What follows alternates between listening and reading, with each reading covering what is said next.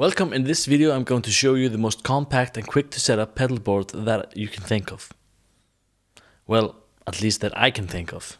In the previous video I showed a basic overview of my base pedalboard and how it is connected to my wing rack with one cat cable that is carrying instrument, my own vocal and stereo in-ears over one cat cable. In this video I'm going to be building another pedalboard just like mine for my guitar player. I'm going to document the whole process in this video. If you are new to my channel, my name is Árni and I'm a professional audio engineer living in Akureyri, Iceland. I also play bass in a pub cover band and the beginning of this channel was me showing our wing rack setup. I'm quite active on LiveSound on Reddit, some Facebook groups, and I also watch YouTube a lot.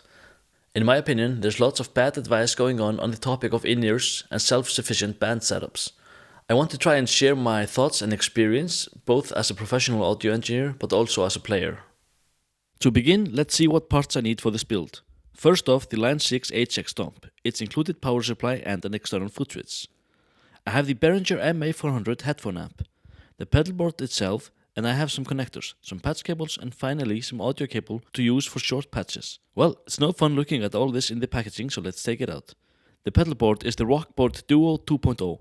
I have some D-shaped jack connectors and the dual Powercon, an XLR connector for the microphone input. I bought some EBS flat cables, both TRS and TS, and I'll be cutting some of them in half, so I made sure I had enough. For some runs I might be able to use both ends, but if it's longer I'm using only one of the connectors. Missing on the table are some screws to attach the connector, the electrical connectors required to use for the Powercon, and some minor things. The reason I'm choosing this exact pedalboard is because it's one of the few ones that has a big enough front panel so it's easy to drill some holes and put D-shaped connectors in them. To be able to precisely drill the holes for the connectors, I had my friend 3D print a template for this. So this is a pretty simple print. It just has the hole and it also has the guides for the bigger drill. So it will just snap onto the pedalboard like this, and I will just tape this stuck, and then I will drill all the holes. By the magic of editing, you should be able to see me do that now. After attaching the drill template, I started by drilling the screw holes for the D-shaped connectors and the pilot holes. For the smaller holes, I'm using a 3.2mm, which is around 1/8 of an inch. I will be using 3mm screws, so that gives me some room to play with. I'm using the same drill to drill the guide for the center punch. I then have a 24mm hole saw for the connector chassis.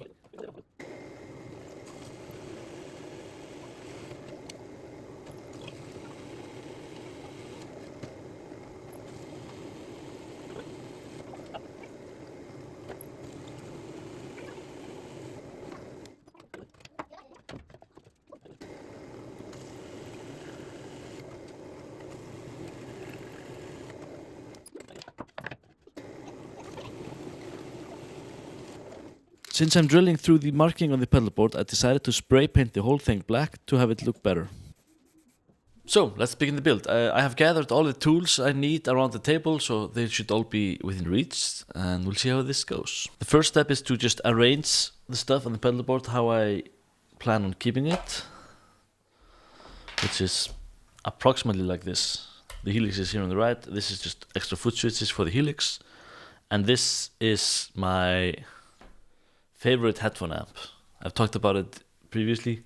This is the Behringer MA400 and it just does what it's supposed to do and it works. It's very cheap and it just does what it needs. So I'm a big fan of this one. The only downside to it is that it does run on 12 volts. So most pedalboard power supplies are 9 volts, but I believe the 12 volt is actually one of the things that makes it good, because it actually handles a proper line level signal, which I believe is to do with the voltage. So I'm gonna keep it approximately like this. So the first thing is just to put all the velcro that came with the pedalboard.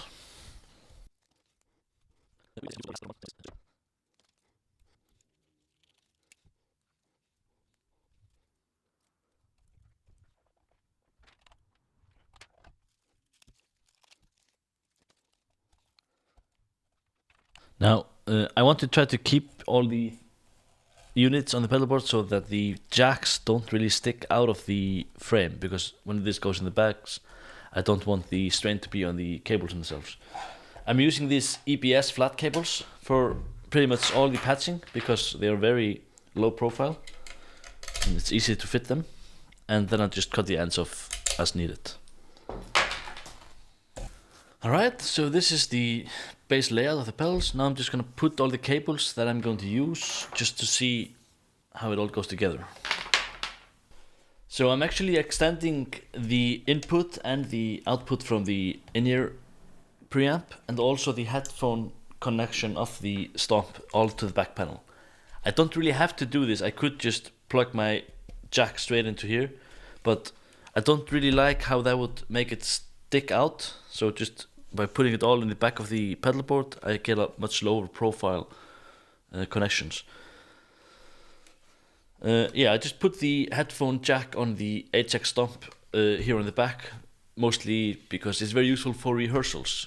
If I'm just at home rehearsing, I can just, instead of plugging into the in-ear amp, I can just plug the headphone into the Helix. And then I could connect the HX stomp via USB and just play audio through the USB and play along. So that's very useful. I did that on my own board as well. So this is the balanced output from the HX stomp. So I'm only wiring this pedal board up to be a mono output, but I will have an extra XLR here on the back, which I will call mic input. So I could always put a patch from the right output into the mic input if I wanted to do a stereo. Some of you might want to wire this up as a stereo output from the HX stomp and just skip the mic. That's totally fine. You could theoretically also do unbalanced IEMs into this because the MA400 when running stereo has unbalanced inputs. I'm just utilizing 2 channels of my cat snake system just to maintain compatibility, so all my IOs are 2 in, 2 out. I could do 3 inputs and unbalanced stereo outputs if I wanted to. I'm not doing that at this time. So now I have basically wired everything up temporarily. So the input jack will go here, which goes straight into the input of the HX. The output goes from here into this hole, which will then become the Ethercon. This is the footswitch for the small extra buttons. And I have the headphone out from the HX stomp here, which will come into this hole. And I have the phones out of the MA400, which goes here. Then I also have the monitor input from the MA400 coming into this. I'll cut this cable in half and use it for separate things. So that's basically how it's wired audio and signal wise. Okay, now I'm just gonna grab a piece of tape and a black marker and I'm just gonna label all the ends so I don't mess them up. I'm just using some grave PVC and a permanent marker.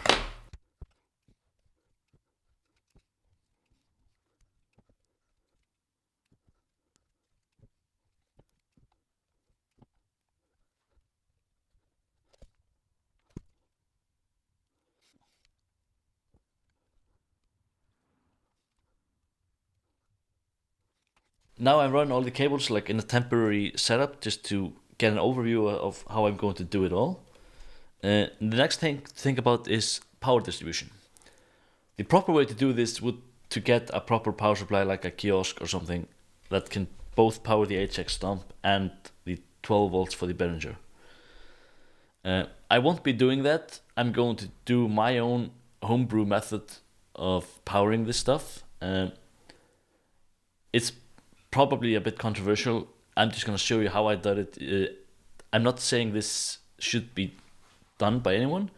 I'm just showing you what I'm doing just to give you an idea that you don't always have to go out and buy stuff. Sometimes you can just make it work with what you have. This is the included power supplies for both devices, and I'm going to attach them at the bottom side of this pedal board, and I'm going to get them into this Powercon connector. So it's just one Powercon going in that will power the whole thing, and there will be no extra cables or anything. I did buy these angled DC connectors, which I'm going to use just to make the outputs a bit more low profile. So I will also be shortening the cables that come with it. So I'm going to take my brand new power cable and I'm going to cut it. The first thing to do is to get both power supplies. This is the HX stomp, which has like very long cable, and this is the MA400, which also has a very long cable. So these are just the included power supplies. Before I cut these up, I'm going to measure them and write down how they are actually wired. It does say here, if you can look at it, it does say that the plus is on the outside and the minus is on the inside. I'm just gonna check that as well too. I have my multimeter set to voltage DC, as you can see here, and I'm just gonna put the center in the center and plus on the outside. This gives me 9.21 volts. If I reverse it, that will give me minus 9.2, which is telling me that now I have the meter wired the opposite way. So this is the negative, and the negative is the middle pin. So now it's giving me 9.2 volts.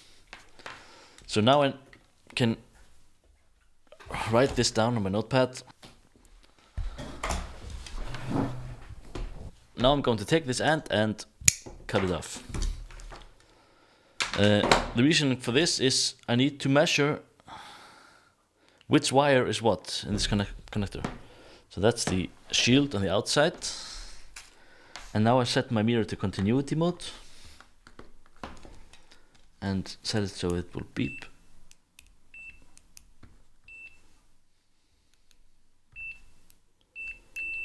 There it is. So I'm just gonna double check that the ground is actually on the outside of the connector. And the center pin is the center. Alright, so that's the HX stump, and now I'm gonna do the other power supply. This one says here that it's 12 volts. It is... This has the center positive, which is opposite to the HX. So again, go to DC voltage. That's giving me 12 volts. Yeah. So this tells me that the positive is in the middle. And the same here, I'm going to cut off the end just to see how it's wired. These flat DC cables usually have a small stripe. So one of them has like white markers on it and the other one has labels. So I need to figure out which one is what. And it's the easiest way to do that is using the continuity meter.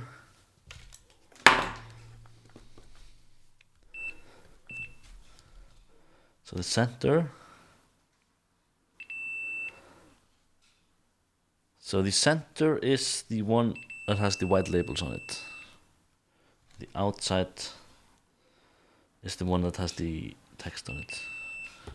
Alright, so now I know how this is all wired up. I will start to... So what I did for my other pedal board is I took this off, which leaves these bare wires here. So I got these small crimp connectors from the local hardware store, which are the ones I need to connect the Powercon outlets. I just squeezed them onto these prongs here.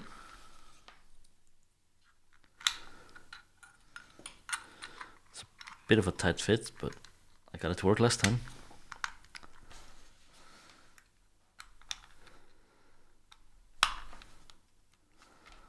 So yeah, I just squeezed those on here and then I actually put some glue on it to make sure it doesn't move. Then I just have this power supply going into bare wires, which I can then connect up to the input of the Powercon.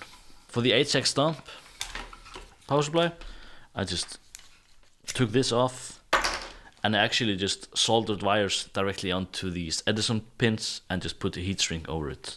To get the wires, I just had some old IEC cable lying around, which I'm also going to use later, because once I have Powercon running the whole thing, I need to get a Powercon input. So I'm just gonna cut this off here. Alright, so now I have these wires here.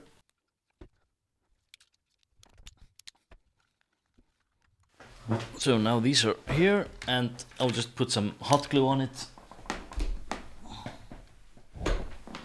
just to make sure it doesn't really go anywhere. While the glue gun is heating up, I can do the HX stump. Let's have some heat shrink tubing here. I'm gonna find something that fits onto these prongs. This, like this.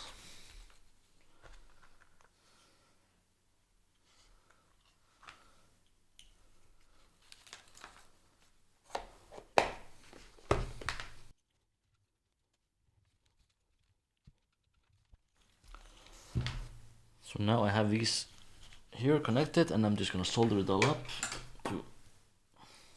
If you're skeptical about soldering in general, I did make a video where my 14-year-old sister soldered some audio cables. She had never done it before, and I just guided her through it, and you can watch that on my channel.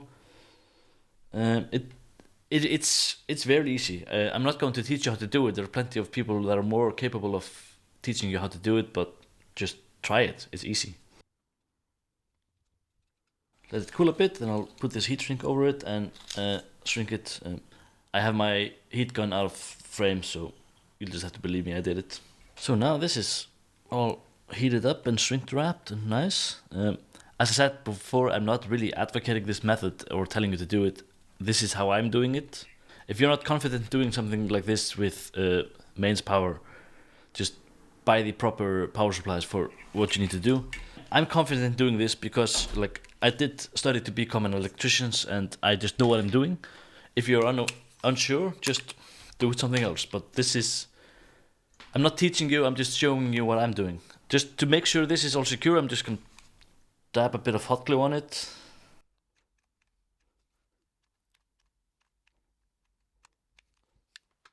So now that's it for our power section for now. I'm just gonna cut these wires here. The last time I did this, I actually figured out that this power supply for the MA400 actually fits inside this compartment here on this pedal board.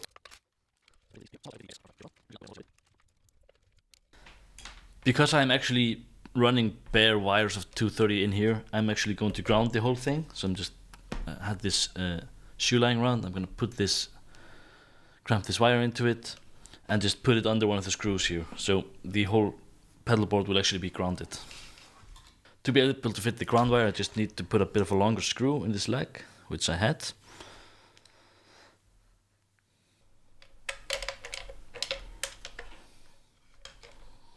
So what the grounding does is, if there's a damage in one of these wires and actual current leaks to the pedal board, it will cut the fuse but not kill me. So yeah, the grounding is a safety mechanism.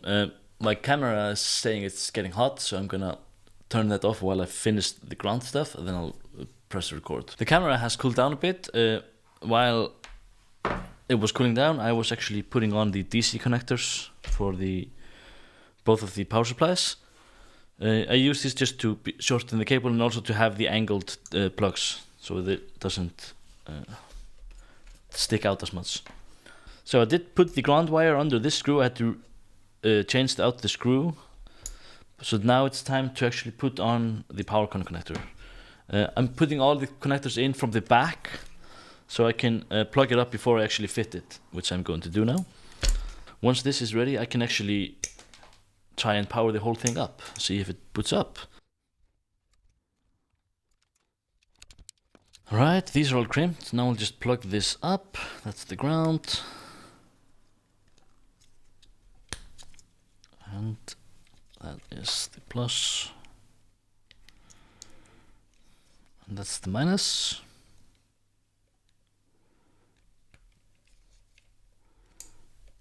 Alright, so this should work now. I'm going to take the IEC I stripped earlier and put the Powercon on it and see if I can power the whole thing up.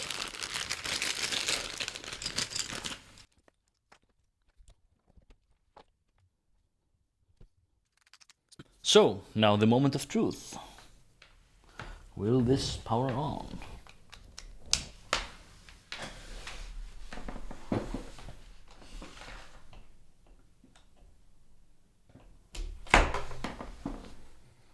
The MA400 powers on. Let's see about the stump.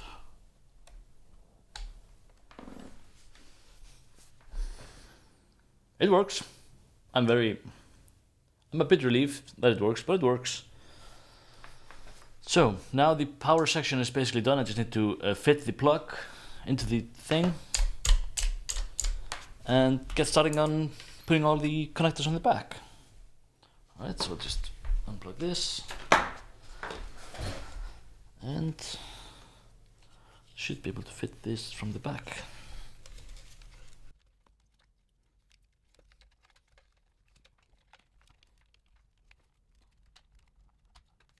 There we are. The hard part about this is actually being able to hold the nuts in the back. So I was actually doing this when I figured out the straw method, which I showed in a short. So I'll take a paper straw, just cut it, and then I can put the nut into it. I can even bend it, and then I should be able to hold it against the screw.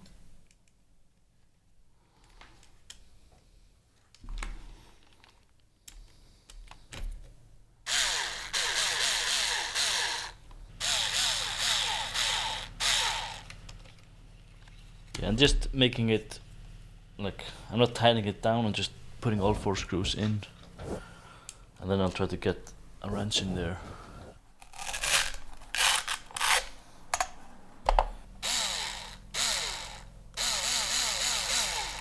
The reason I'm using the dual Powercon is because I feel like I should never have the last step of the chain power-wise. So with my wing rack build, I should be able to power the whole stage from just a single outlet, and with this I can just get a Powercon to a 3-way plug. If I need to charge the phone, I can just always loop out of each pedal board, so I'll never need to break the chain, I can always continue. Alright, so that's the power section finished. Now we just need to do all the plugs. Right, so this plug will be an XLR for the microphone input. Because I'm putting the plugs in from behind, I don't have to solder them while they're inside. I can just make it ready and then attach it. So I'm going to start by doing these. This is the XLR cable, which will be the mic input, and that will go into this Powercon here. I already made a video on how easy it is to make your own audio over CAT adapters using these Ethercon plugs from Neutrik. I'm just going to put this to the side. First I'm going to solder a small patch of XLR into this XLR connector for the microphone input. Now I just need to punch all these into the Ethercon. I'm actually going to screw this in just to make it a bit more manageable.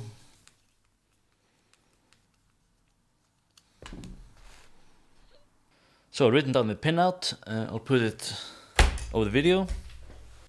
So now I'm actually going to make sure that the wiring of the TRS cable I'm using is the way I think it is.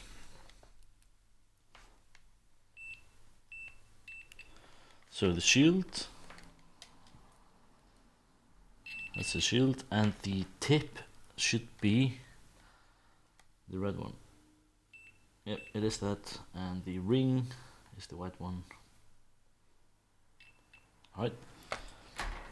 Yeah, always good to confirm this. So the first channel I have is the instrument line, which goes on the orange pair, which is in my setup channel 1. So the plus is the orange and white, and the minus is orange.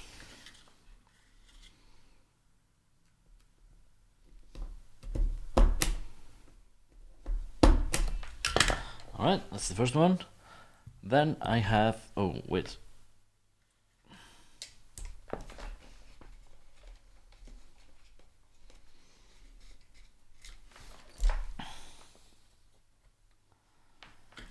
So I want to make sure that I'm not running the cable through the holes here, because I will put the connector in from behind, so I have to go under the pedal board.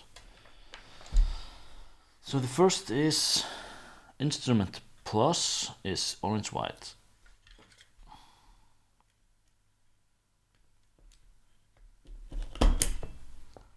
I'm using the B pinout for all my system. And then I have microphone plus, which is green white.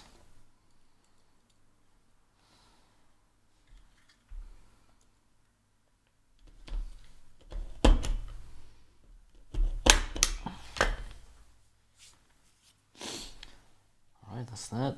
And then I have this cable here, which is the in-ear input. So because this headphone preamp uses unbalanced stereo inputs, I'm actually gonna have to unbalance the wires at some point. I have my wing rack set up for all the outputs to be balanced, so if I'm connecting something else, it's all balanced. But I have to convert this to unbalanced here to get the stereo.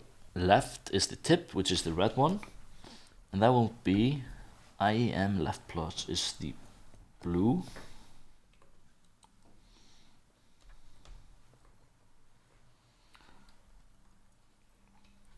So this goes to the blue. Is the red one, which is the left.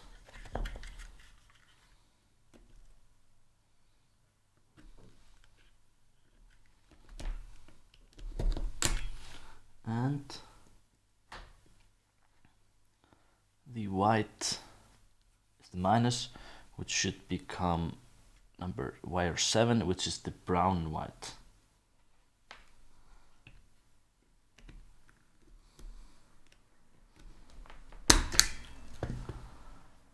Alright.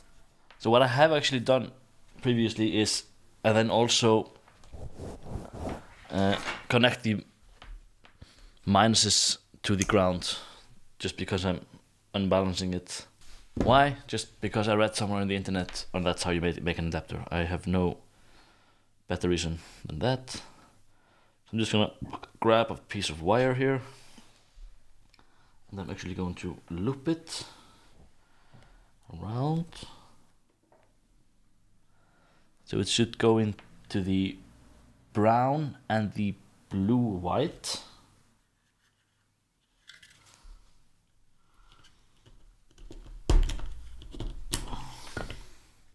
Now I actually can't use the punch for this because I can't disable the scissors, so I'm just gonna push it in here with a screwdriver.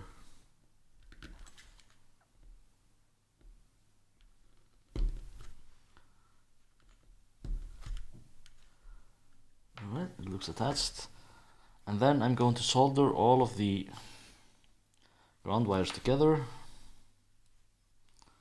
along with the grounding wire I just put on. So just make it into one big pile. Solder that together. We'll clamp the whole thing into the ground pin using the clamp. But then, to make sure it doesn't go anywhere, I'm also heating this up and melting the solder. The shielding connector kind of also acts as a strain relief for the whole cables, because it will pull on the ground first instead of the actual connection pins.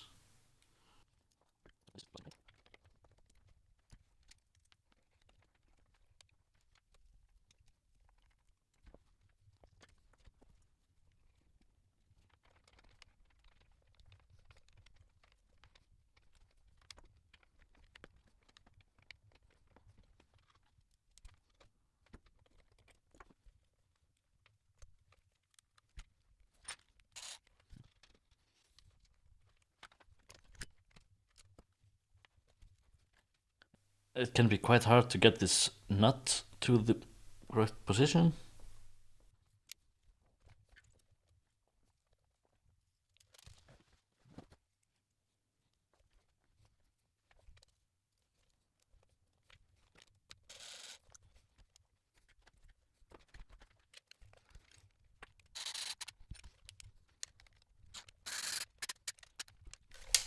So technically now I have a fully functioning pedalboard. I could connect directly into this input and this output for the instrument and the headphones. And I'm gonna take a short break because my SD card is full, camera is overheating, and yeah, be back soon. Well, back after a quick break. Camera's charged, phone is charged, camera's cooled down. So, my workspace here is getting a bit messy, but I only have these 3 connectors left. These are the 3 Neutrik jacks I'm going to use for this. The first one is just the input into the HX stump. Then I have the phone's output of the MA400, and then the phone's output of the HX stump for rehearsals and such. So I'm going to start with the instrument input. So I'm actually doing all of these just on the table. So since this is an unbalanced line for the instrument input, I'm just using the ground and the tip. I'm not using the ring for this. So one benefit in adding these connectors to the back of the pedal board is it reduces the stress on the inputs of the actual device. Because I will have these, this is a dual combo cable which I use for instrument and in-ears. If this would be sticking out of the helix like this, and this would be then sticking out like this, like there's lots of things that can go wrong here. Like if someone could step on this cable, it will pull the whole leverage of the cable into the device itself.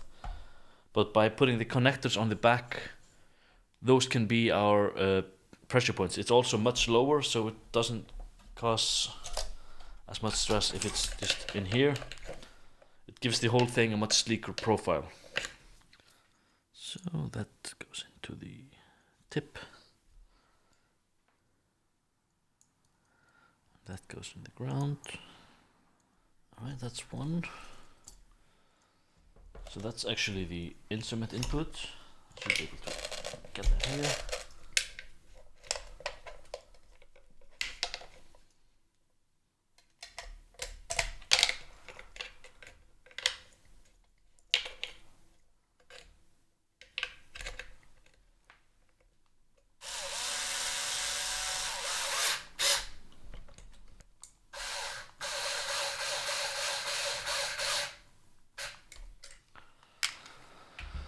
Alright, that's the instrument input. This is the headphone amp.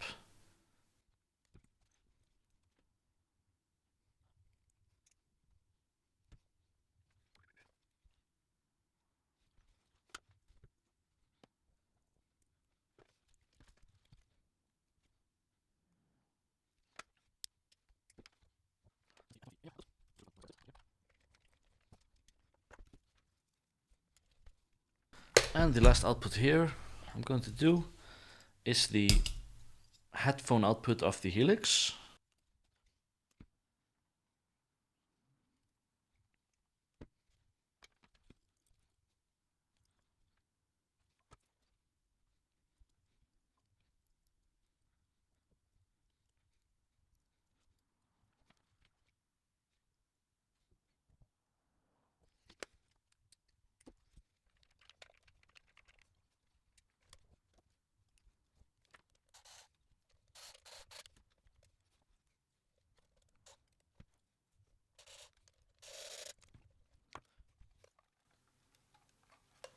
So now the thing is completed. If I power this back on,